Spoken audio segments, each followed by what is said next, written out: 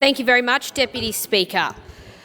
Deputy Speaker, the Working with Children's Check system in Victoria is broken, and we cannot wait. We cannot wait for another review, a review of a review, to make the urgent changes that are needed today to keep children safe in Victoria. The bill that the Liberals and Nationals have put forward today is a common-sense, practical bill that will make critical changes to ensure that the Working with Children's Check system is actually delivering for children in Victoria. The horrific allegations that have been revealed over recent weeks in Victoria have shattered trust in Victoria when it comes to our childcare system. It has demonstrated that we do not have a system that is delivering for Victorian families. When parents drop their kids off at childcare in the morning, they have an expectation that they will be safe, that they will be looked after, that the most vulnerable in our community, safety, will be protected by this government. Because when we are elected to this place, our number one priority and our number one duty is to protect the vulnerable, to protect children. And the Allan Labor government is kicking the can down the road. It has failed to implement recommendations from the Ombudsman that were made in 2022. This is not a knee-jerk reaction.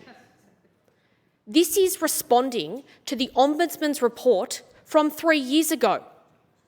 3 years ago, the Ombudsman told the government the system was not working. It is not keeping our children safe. Yet here we are 3 years later, and those opposite, the government, are refusing to stand with us, to put politics aside and to put children's safety first. Yeah. That is the number one job of every one of us in this place. Yeah. If there is more to be done after the so-called rapid review, we will stand with the government and we will pass that legislation as a matter of urgency. But today, children are not safe because the Working with Children's Check system is broken in this state. There are a number of examples of how the Working with Children's Check system is broken that have come to light over recent weeks. There was an example of a man, an offender in Horsham, who was convicted of holding child sexual abuse material.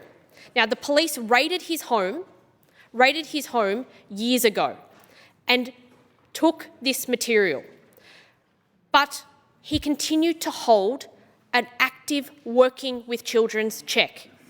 He continued to visit childcare centres, kinders. Yet, if the Ombudsman's recommendations had been adopted in 2022 by this government, the Secretary would have been able to take into the account the fact that that offender had risk factors that were unacceptable to continue to hold a Working with Children's Check. Does the government need a clearer example as to why we need to pass this bill today? There is the example of how the system is broken. We saw with the alleged offender in Melbourne's West having a number of allegations substantiated, yet again continued to hold an active Working with Children's Check. The system is not working, and that is why we have put forward a number of common-sense reforms, adopting the Ombudsman report, putting in place mandatory training for employees who have to work with our most vulnerable, ensuring they understand the child safety standards, ensuring that they know their reporting obligations, and working with the Australian Childhood Foundation, with survivor advocate Emma, to ensure that there is training around what child sexual abuse red flags look like, so we can pick it up early. Making sure that the Working with Children's Check system is actually attached to the police database. So if police look up a person and they see that they have an active Working with Children's Check, that's a red flag and can be picked up on immediately. Today is the day for the government to put politics aside, to stand with the opposition and to work constructively to put children's safety first.